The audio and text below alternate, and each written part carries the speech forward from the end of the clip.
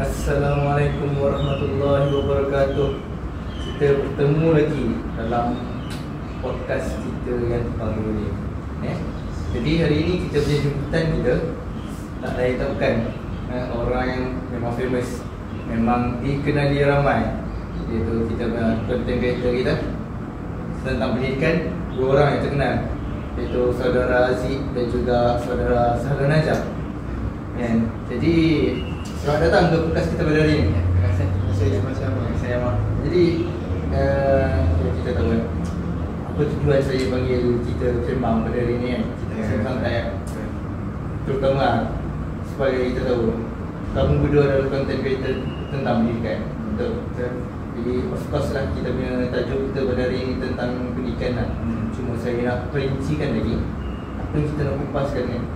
Boleh ke kalau saudara Sahlan Najah kita fokuskan dulu daripada maafkan saya, daripada saudara Haziq dulu lah kan, sebab kita nak teruskan dengan perkara yang paling dekat dengan kita, iaitu tentang media kan. Kita tahu teknologi, ada teknologi jadi media pun jadi berkembang kan. Media masa dengan kita banyak aplikasi elok, kita ada aplikasi. Kamu berdua juga tidak mahu jadi content creator seperti mana ada ni. So saya nak tanya lah, kalau boleh isu yang berkaitan dengan media dalam pendidikan kita pada masa sekarang, dan juga mungkin boleh kupaskan juga isu yang akan mendatang pada masa harapan nanti. Boleh? Boleh. InsyaAllah. Pertama-tamanya terima kasih kepada jemput saya Mas dan kemudian hormati Sahlan Najah. Assalamualaikum warahmatullahi wabarakatuh kepada semua penonton. Jadi saya akan membincangkan satu topik berkaitan pengaruh media sosial. Antara isu yang saya akan bincangkan ialah, yang pertama, kita akan bincangkan tentang pengaruh media sosial itu terhadap pembelajaran. Pertama, kita tak dapat nafikan bahawa TikTok, YouTube, Instagram menjadi guru kedua bagi murid-murid. Nampak bagus tak? Tapi masalahnya murid sekarang lebih tertarik kepada kandungan hiburan sahaja. Contohnya kan, video lawa, prank ataupun trend tarian. Jadi sebagai contoh, yang trend terbaru dekat TikTok kan, trend tung sahur. Tung sahur dekat ada orang kata brain rot. Brain rot. Bila kita ada di sekolah, murid asyik ulang-ulang saja tung sahur tu kan. Jadi inilah masalahnya. Jadi apabila murid dah terbiasa dengan kandungan hiburan sahaja, jadi murid kemampuan mereka akan menjadi semakin kurang. Dan dari sudut falsafah, perubahan murid ini dia menjadi mereka akan melihat populariti ini sebagai kebenaran, bukan ketepatan maklumat. Dan isu yang kedua yang saya akan bawa pada ini ialah maklumat palsu. Macam yang kita tahu pada zaman sekarang, maklumat palsu memang tak dapat dinafikan lah. Memang akan ada saja. Dan sekarang pun ada video AI kan. Video AI seakan-akan nampak realiti. Betul kan? Jadi ada isu lah. Antaranya ialah video seorang guru tu, dia gunakan video AI untuk membuat perkara yang tidak bermanfaat. Walaupun isu tu tersebar dengan cepat, jadi perkara ini sangat bahaya bagi murid-murid lah. Sebab dia akan memberikan pemikiran kepada murid-murid, pemikiran yang salah, dan dia akan menjadikan pemikiran murid ini tidak berfikir secara kritis. Dan isu yang terakhir yang saya ingin bawakan ialah isu ketagihan skrin. Isu ketagihan skrin ni kita tak boleh inilah, sebab ibu aku zaman sekarang nak bagi anak-anak senyap bagi phone. Biarlah Nampak je lah skrin tu macam tu je lah. Jadi ada bila murid-murid terpindah pada skrin, ada yang tidur lewat. Jadi bila dah tidur lewat, nak pergi sekolah, habis lah ngantuk apa semua kan. Kalau kita tengok sekarang kan, kalau sekolah rendah pun banyak nak pakai ada phone sendiri. Betul. Kita dulu, saya waktu form 4 ada phone ni. Itu sebab KP. Sebab tu lah kita kalau boleh, kalau murid-murid sekolah rendah, sekolah menengah, kita kena tak payah bagi phone dulu. Ataupun nak bagi phone pun kita limitkan dia punya hak masa. Macam tu lah. Jadi cabaran untuk masa ke depan cabaran dalam pendidikan lah, penggunaan AI dalam pendidikan. Okay. Sekarang kita berdepan dengan gelombang baru penggunaan AI, ChatGPT, Gemini, Copilot dan sebagainya lah. Okay. Untuk belajar, menyiapkan sesuatu pelajaran. Tapi sekarang murid menyalahgunakan AI. Macam mana? Setiap apa tugasan yang diberikan oleh cikgu, murid-murid gunakan AI je untuk selesaikan. Jadi macam mana murid nak berfikir? Betul tak? Perkembangan prediktif tu tak ada kan? Perkembangan prediktifnya tak ada. Okay. Dan seterusnya cabarannya ialah jurnal digital. Okay. Kita faham dekat Malaysia ni ada 42 bandar, 4 bandar. Jadi ada yang sekolah-sekolah yang tak ada digital ni kan. Jadi contoh Pedalaman Sabah dan Sarawak, dia hanya bergantung pada itu dia pun ada sikit-sikit macam tu je. Jadi banyaklah saya harap kerajaan dapat selesaikan isu kaitan jurnal digital. Dan akhir sekali cabarannya ialah kebolehan guru untuk menggunakan teknologi. Okay. Sebagaimana yang kita ketahui, guru-guru yang dah berumur ni kan, bila masuk pada zaman teknologi ni macam susah sikit nak guna teknologi.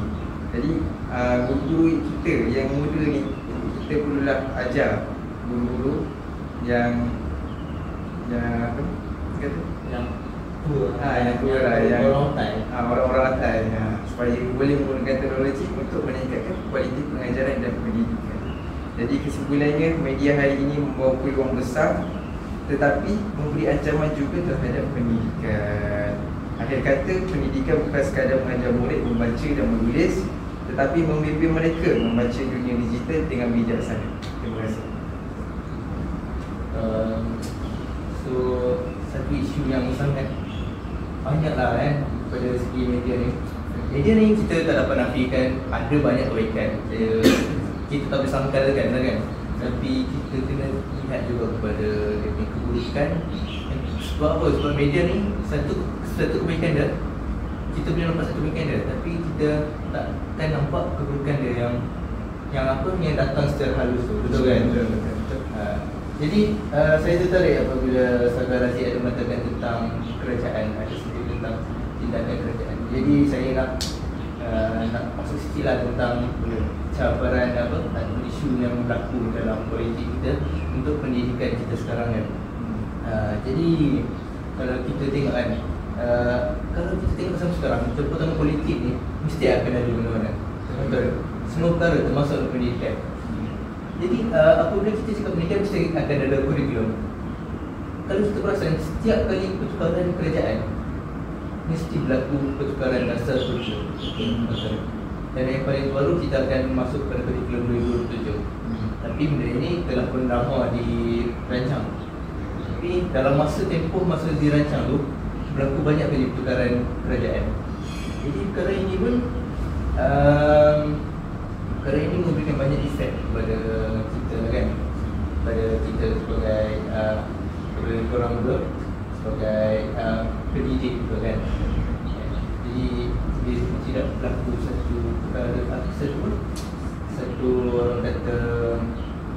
pokok kan, satu jenjang yang betul.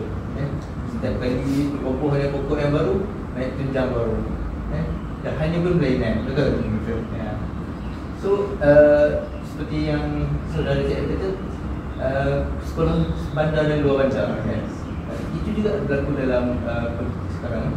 Sebab kalau kita lihat sekolah luar bandar ni seperti tidak dipandang dipandang apa, pandang tinggi lah kan. Apabila contoh lah kan, contoh kita tengok bantuan pekerjaan, bantuan pekerjaan, sekolah-sekolah di Bandar lebih banyak daripada sekolah di pedalaman ni. Sebab apa? Dengan mereka kata sebab sekolah bandar ni ada sekolah elit yang pelajar-pelajar yang duduk di bandar, pelajar yang faham teknologi dan sebagainya kan. Jadi perkara seperti ini tidak bolehlah, tidak patut berlaku kan. Dan isu yang ketiga tu adalah isu autonomi dan universiti. Sebab institusi pendidikan di Malaysia ni banyak terikat dengan politik. Kita kata banyak contoh ada program-program yang dilakukan oleh setengah orang universiti atau sekolah. Apa benda tu viral dan benda tu mesti akan mendapat komen daripada politik kan. Nanti ada surat yang dikeluarkan, tidak boleh buat itu, tidak boleh buat begini kan. Jadi benda tu jadi menyebabkan perkembangan belajar tu terhad kan. Sebab kita buat lebih sikit, okey, ada surat larangan dan sebagainya kan. So itulah cabaran yang masa depan ni kita perlu kita guna adab lah. Kestabilan dasar pendidikan tu kan. Kalau dasar konsisten semua, susahlah kepada guru-guru kan. Apabila guru-guru pun merasa itu susah, bagaimana guru ingin menyampaikan isi kandungan kurikulum untuk budak-budak, betul? Dan juga keterlibatan masyarakat dalam membuat polisi. Seperti kita tahu sekarang ni ada banyak desakan yang kita kembalikan USR, kembalikan PG3 kan. So ini adalah suara-suara rakyat. Apabila rakyat nampak perkara itu, perkara ini adalah bagus kan sebenarnya. Perkara itu adalah bagus. Tapi pihak kerajaan perlulah responsif dengan benda-benda yang rakyat kita tahu kan. So ini juga mungkin cabaran seperti kita tahu. Makin lama kuasa rakyat untuk bersuara ni sangat tinggi, betul. Dan itulah yang tapi sekali cabaran untuk bagaimana ahli politik ni untuk mengurus kepelbagaian manusia, kepelbagaian masyarakat kita dekat Malaysia ni kan. Tanpa mengambil kira sensitiviti politik kan. Kita tahu kita banyak agama bangsa di Malaysia kan. Jadi ada setengah orang kata aktiviti tu yang melanggar isu politik agama lah orang kata kan. So sensitiviti masyarakat semua. So perkara itu mungkin kehadapan lagi mungkin kita perlu kerjaan lah, perlu tambahkan lagi. So itu saya kupaskan sikit lah tentang isu-isu yang berlaku pada segi politik sekarang. Saya saudara-saudara Najib, daripada segi sosial tu kan, bagaimana kamu lihat apa masalah, apa isu yang berlaku daripada segi sosial sekarang? Kita tahu pelajar sekarang, kita banyak kes yang sangat kita terkejut dengan berbagai buli sebagainya kan. Jadi mungkin saudara-saudara Najib boleh kupaskan. Terima kasih saudara Ahmad. Terima kasihlah kerana sudi menjemput saya dan rekan saya ni ke podcast anda. Jadi soalan saudara Ahmad tadi, isu-isu sosial dalam bidang pendidikan. Jadi untuk isu-isu sosial ni, dia kadang-kadang isu ni kita tak nampak pun sebenarnya, tapi sebenarnya dekat dengan kehidupan kita, kehidupan pelajar sendiri yang bidang pendidikan kan. Antara isunya yang pertama ialah yang isu semasa sekarang yang kita lihat ialah masalah disiplin dan generasi cyber. Sekarang ni masalah disiplin bukan macam dulu-dulu hotel sekolah panjat pagar kan, tak ada. Sekarang dia masuk era baru. Contohnya buli cyber, ada pelajar-pelajar yang buat DS dark side tu, padahal baru-baru umur dah buat dark side. Pornografi online itu yang tadi, dan gangsterism digital. Kadang-kadang apabila buli online ni, satu komen negatif dia pun mampu memberikan kesan yang mendalam terhadap budak tu. Kadang budak-budak ni pun dia dah start banyak fikir, dia tengok komen yang kecam-kecam ke apa kan. Melalui Twitter komen yang tu, dia dah tak boleh keluar kan. Dia dah hilang loss emosi dia dah. Itu isu masalah disiplin dan jaringan cyber. Yang kedua tentang kesihatan mental murid. Kesihatan mental murid ni yang saya dapat lihat ni tekanan akademik. Tekanan akademik ni contohnya apa ni, pelajar terlalu ditekankan dengan supaya dapat keputusan yang terbaik dalam pelajaran. Sedangkan budak tu tak ditanya pun dia mampu ke tak. Yang ibu bapa cikgu tahu cuma tekan sampai budak tu tak boleh. Itulah kadang-kadang yang membawa kepada benda-benda lain, emosi, stres dan sebagainya kan. Ramai murid yang hilang minat belajar sebab kecelaruan emosi, anxiety dan rasa tak disokong. Macam yang saya cakap tadi, kadang sekolah tekankan dia tapi tak ada pun bagi sokongan. Ibu bapa pun sama, sokong tekan supaya pelajar tu dapat keputusan yang cemerlang, tapi tak ada pun sokongan tambahan. Contohnya bapa dia bagi tuition dengan anak-anak kan, lepas tuition hantar anak ke tuition. Jadi itulah yang menyebabkan berlakunya masalah kesihatan mental murid pada masa sekarang ni dalam isu pendidikan. Dan seterusnya, yang ketiga, isu ni perubahan struktur keluarga. Ini yang banyak saya lihat sekarang kat sekolah saya pun, sekolah-sekolah bandar kan. Jadi ramai ibu bapa yang terlalu bekerja, pergi pagi balik malam, pergi pagi balik petang, sampai tak dapat memberi perhatian sepenuhnya pada anak-anak. Jadi anak-anak akan kurang rasa kasih sayang. Kadang ada yang ibu bapa yang contohnya lah bercerai ke apa, pasangan meninggal, yang membesarkan anak seorang diri, yang akan menyebabkan masa untuk memantau perkembangan anak semakin kurang. Jadi situ anak pula akan mencari perhatian melalui perkara yang salah lah. Zaman sekarang ni macam-macam. Dia akan cari maklumat di ujung jari, kadang betul kadang salah. Bila dia stres tak dapat perhatian, dia akan buatlah benda-benda yang tak sepatutnya. Sekarang semua dunia di ujung jari. Kadang-kadang dia tanya ChatGPT ke apa, kadang semua tak bagi idea yang bukan kan. Itu jadi pentinglah sokongan keluarga yang mawaddah ni. Barulah murid inilah kurang kata saya rasa kasih sayang. Rasa kasih sayang tu barulah pelajaran mereka semakin baik. Contoh itu isu yang semasa, isu yang kita hadap sekarang. Seterusnya isu yang kita akan hadap pada masa hadapan, cabaran yang akan datang. Yang pertama ialah pembinaan sosial dan nilai jagat. Sekarang dalam dunia serba cepat ni, murid perlu dibentuk dengan nilai kemanusiaan, empati dan etika digital. Kalau tak, teknologi yang akan membentuk mereka. Macam yang saudara Ahmad cakap tadi lah, kalau bukan cikgu-cikgu, ibu bapa yang membimbing mereka cakap ChatGPT apa macam itu. Kadang-kadang itulah yang dimaksudkan teknologi yang membentuk mereka. Kadang benda tu kita tak tahu salah dan betul, diorang pun tak tahu salah dan betul. Itu yang pertama. Yang kedua, isu persekitaran sekolah yang inklusif.